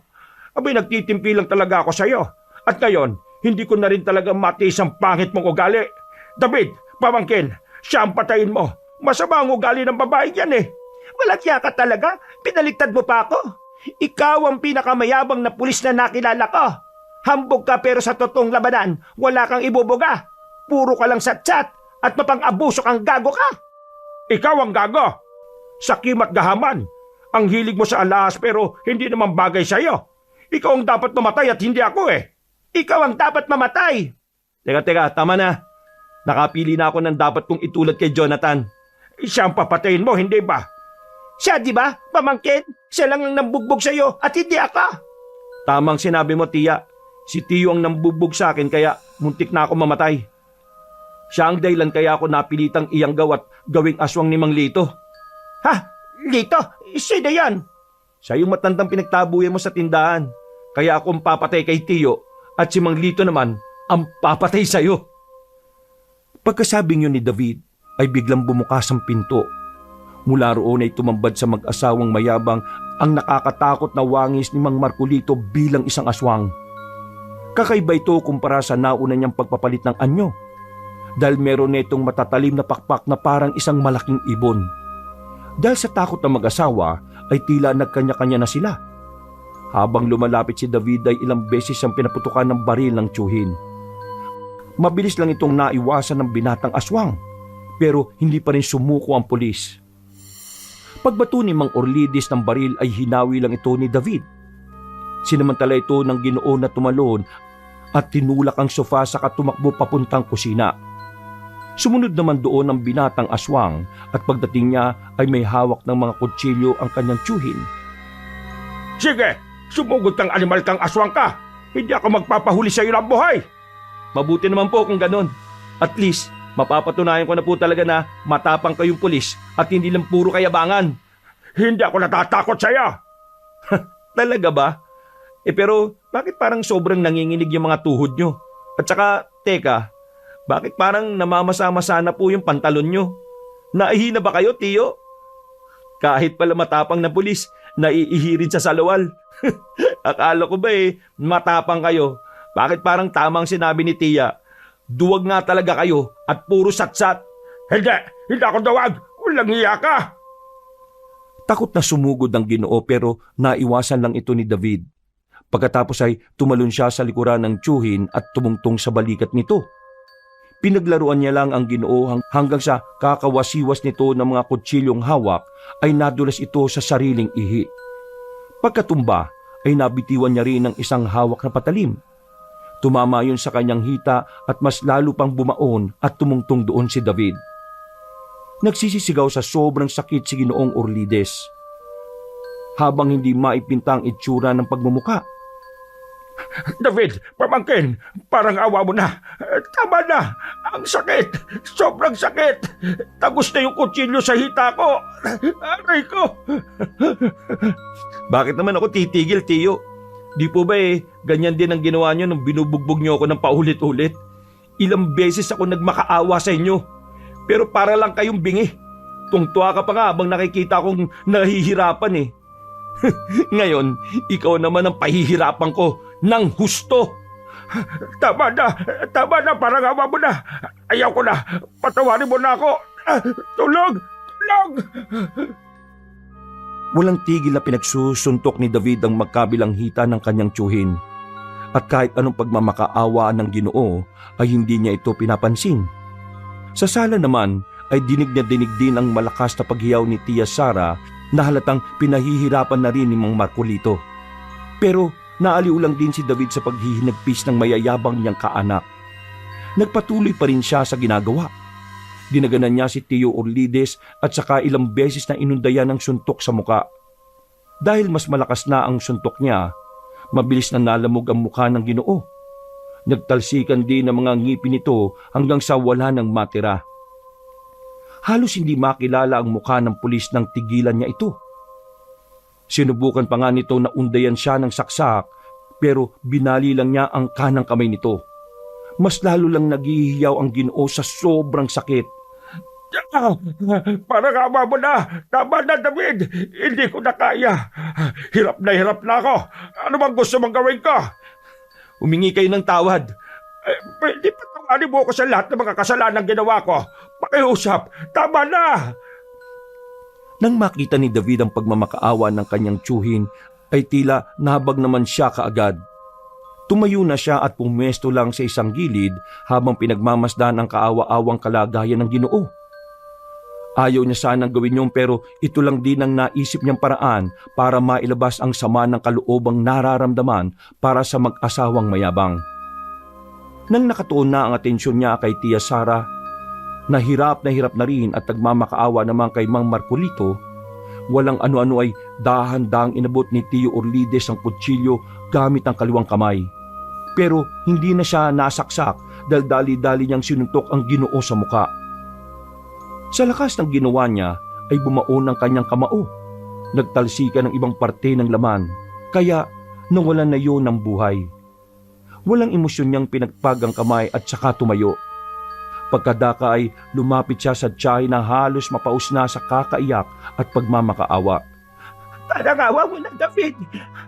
Huwag mo akong papatayin. Ang tiyo mo na lang. Buhayin mo ako at pangako, magbabago na ako. Patay na si Tiyo. Ha? Pinatay mo na siya? Opo, Tiya.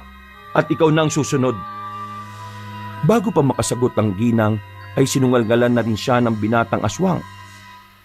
Tumagos din ang kamao niya mula sa bibig hanggang sa batok. Pagkaigit ay humandusay sa sahig ang walang buhay niyang tiya. At matapos mapagmasdan ang mga bangkay, ay napalhod na lang si David at nagsimulang mapahagulgol dahil sa sama ng loob. Bakit ganito, Mang Lito? Nakapagiganti na ako Pero hindi naman ako masaya. Ang bigat sa pakiramdam. Kahit kailan, hindi nakagaan ang pakiramdam ang pagiganti sa kapwa. Ito ang dahilan kaya sinabi ng Diyos na siya na ang bahalang magiganti para sa atin. Napahagulgol na lang si David dahil sa pangyayari. At pagkatapos noon ay nagsagawa na sila ng plano. Pinalabas na nga lang na napasok sila ng masasamang loob. At napaslang sina Jonathan, Ginoong Orlides at Ginang Sara. Nagkunwaring bugbog sarado si David upang hindi siya mapaghinalaan na siya ang pumatay. Higit 3 buwan ang nakalipas. Pag-uwi ni Solomon na anak ng mayabang na mag-asawa, ay nagdesisyon siyang ibigay na lang sa pamilya ni David ang lupa at grocery. Ayaw niya na kasing bumalik sa lugar na yon at nag-migrate na siya ng tuluyan sa London. Naging maalwan ang buhay ng pamilya ni David. Nakaipon sila ng sapat na pera hanggang sa tuluyang mapagamot ang bunso niyang kapatid na si Eliab. Subalit ang sumpa ng pagiging aswang ay nanatili sa kanya. Pati ang mabigat na daladalahin ay itinago niya ng matagal na panahon. Sa tulong ng gabay ni Mang Marcolito, ay nakontrol niya na maayos ang pagiging isang kiwig. Wakas,